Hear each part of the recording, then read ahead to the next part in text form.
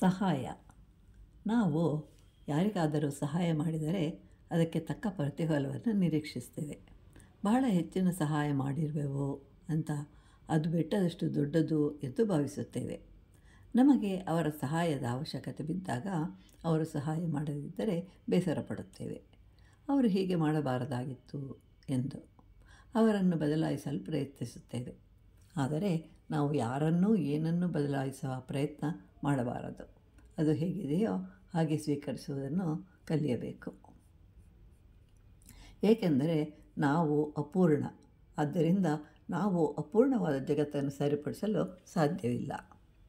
ಆದ್ದರಿಂದ ಲೋಪದೋಷಗಳನ್ನು ಹುಡುಕಬಾರದು. ಏನು ಮಾಡಿದರೂ ಮಾಡಿದಾಗ ಚೆನ್ನಾಗಿದೆ ಅಂತ ಅನಿಸುತ್ತೆ, ಅನಂತರ ಅದೇ ವಸ್ತು ಚೆನ್ನಾಗಿಲ್ಲ ಅಂತಲೂ ಅನಿಸುತ್ತೆ. ಹೀಗೆ ಕೆಟ್ಟದ್ದನ್ನೆಲ್ಲ ತೆಗೆಯಲು ಸಾಧ್ಯವಿಲ್ಲ.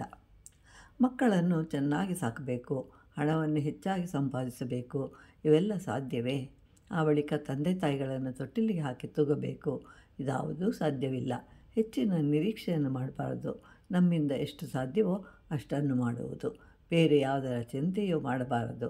ಕೂಡಲ ಸಂಗಮ ದೇವನು ಒಲಿಯನೋ ಎಂಬ ಚಿಂತೆ ಸಾಲದೆ. ಹೀಗಿರುವಾಗ ಬೇರೆಯವರ ಚಿಂತೆ ನಮಗೇಕೆ ಅಲ್ಲವೇ?